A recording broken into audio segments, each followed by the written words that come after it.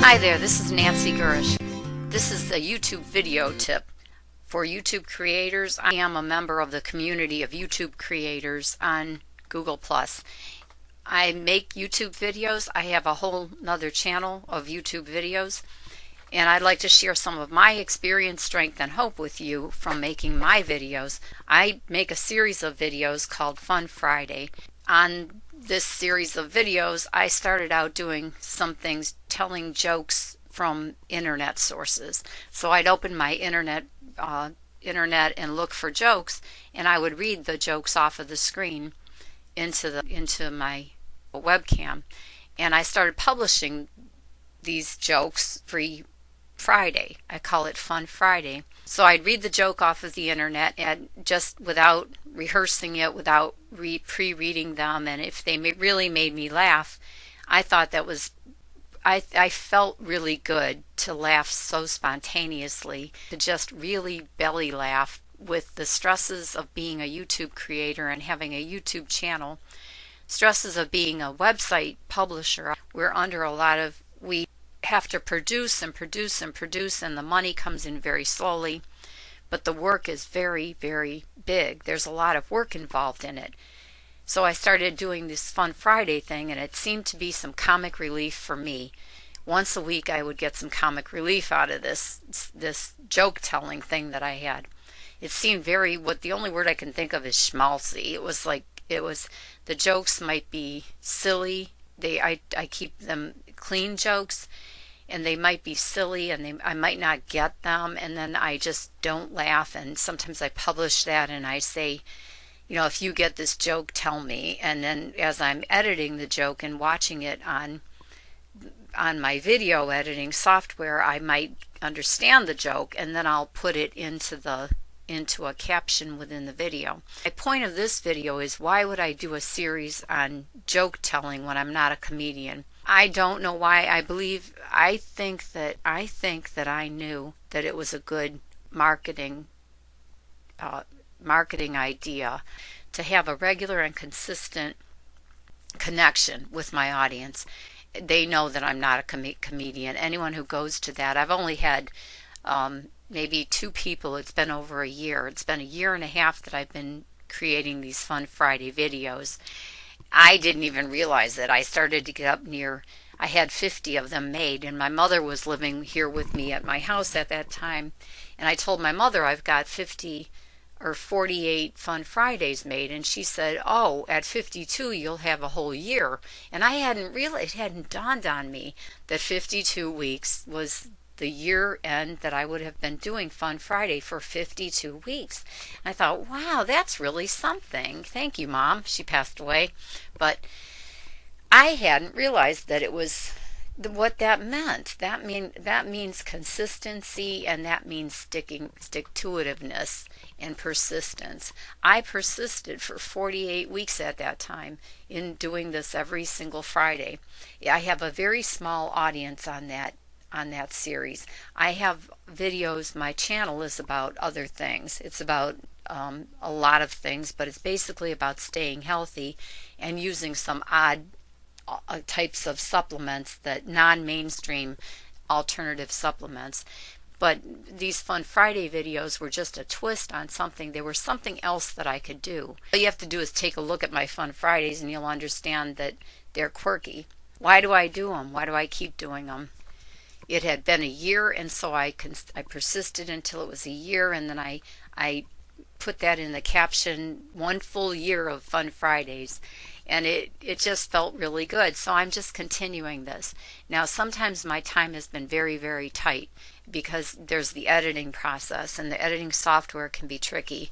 You know, that's a whole nother thing that I'm going to make a video on. So why spend hours and hours on, sometimes it's been hours at editing, because I'd have edited it and I'd lose it. Somehow the software would mess up, or I would film it and the audio wouldn't have been on, and I'd have to retake it. And it's like, why do all that when at first 3 people were watching Fun Friday, and then it was 5, and then it was 7. Today there has been as many as 70 viewers at one of my Fun Fridays. sometimes 50, and sometimes a consistent 30 have been watching my Fun Fridays. And this is well over the year mark. Why do I keep doing this? In my opinion, I have to be willing to accept a small audience. I have to be appreciative and grateful of a small audience if I ever want to grow a larger audience. And there's another thing too. There's an expression that says there's a nut for every wrench. You know, you'll see somebody who has this somebody odd person, you know, and all of a sudden they find somebody, they have a relationship and they're getting married, and you're thinking, how did that person ever connect with anybody? Because that odd person is an odd duck. Well, there's a nut for every wrench.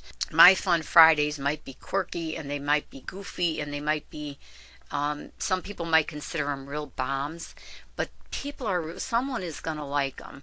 I know that there's television shows. I've watched a lot of television in my lifetime. I'm one of the among the first generation that grew up with TV always in my life, so I've watched a lot of television. And I know that there are TV shows that have really attracted me. There's actors and actresses who I really like, and they're not for everybody. They're just, I heard a name last night on television, Marky Post. She's an actress who I really liked, and I don't hear anything about her anymore, so I'm planning on looking her up. And I would watch anything with Marky Post in it. I think men really like Marky Post. She was a blonde, a nice, attractive-looking blonde woman. Why do I do Fun Fridays and keep doing them? And they're so difficult, and they have a very small audience, because I think it's the right thing to do. I think it's a good thing to do. I want my channel to have a variety of things on it. Well, some of the videos will be for some people and some won't. Like I said, I think it's a good marketing technique to offer your viewers a variety of things. And some things are going to capture one audience, and some things are going to capture another audience. If I want to be a YouTube creator, if I want to be successful on YouTube, I need to expand and I need to explore. You know, where might this get to? My first Fun Fridays were probably really, really bad. Some videos I don't like to look back on at all. I don't like looking at myself and listening to myself. So I haven't looked back at some of my Fun Fridays, but I will in order to properly give them proper annotations. But that's why I do Fun Friday. So if you want to take a look at my Fun Fridays and see what I'm talking about, I ended up getting new material. And I also had to look with Fun Friday, I also had to look into copyright infringement, because I was using people's material and I was citing the sources on the screen. But just citing sources doesn't mean you're not infringing on copyright. So it pushed me further into understanding the copyright rules. So Fun Friday has done a whole lot for me. It's improved my video editing skills. It's improved my techniques as a YouTube creator. So it's done a lot for me. And I know that some people consistently come back and watch. And when it was 15, there were 15 people. When you see subscribers or views, those views are people that are actually sitting in front of their laptop or on their phone or on a desktop, and they're coming there to see your video. There are 5. Those are 5 people that are choosing to come to see your video each week if you put out a weekly video. Now it can be somewhere like 25 to 30, and sometimes as much as 50 or 70, and that's pretty cool. And then I've gotten a couple comments. I got a rude comment that was a blunt comment that said, good jokes, bad delivery. And you want to respond like, hey, if you want a comedian, go to Vegas or something, But you know what? So what? My videos, my Fun Friday wasn't for that person who was looking. He was looking for real humor, so he's going to have to just go elsewhere. It's like having a shop that doesn't cater to everybody. If you don't like my store, you can go to the next store. If we don't like something on YouTube, we can view it and then find out that isn't for us and go to another channel. And then finally, it took a long, long, long, long time. I got some nice people, actually. I had one quirky joke, very quirky, and somebody liked it. And there's something for everybody. There's a nut for every wrench. Then I finally got a woman who she reminded me, I think the thumbnail on her picture is a woman and a daughter, and it reminded me of me and my daughter. And I thought, you know what? She really likes my videos. She looks forward to them. She compliments them. She'll give me she'll give me a thumbs up of some kind in a comment. And now I'm making these Fun Fridays specifically with that woman in mind, because I know that she really appreciates it. It's clean humor. I keep the jokes clean. I enjoy them, and I think it brings enjoyment.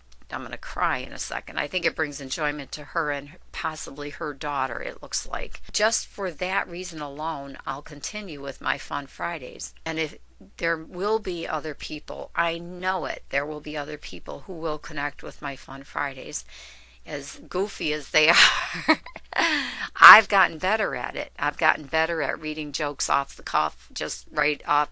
I read them right out of a book. I got new material. I got a series of books. The learning about copyright made me know how many jokes from which source I can use without it being copyright infringement. I've read some good rules about that, and I'll share those rules with you sometime on a video or on one of my web pages. Thank you for listening. Thank you for coming by my YouTube channel or my website magazine. Wherever you are in your day, have a good day. Bye-bye. Take a minute to laugh. It's nice.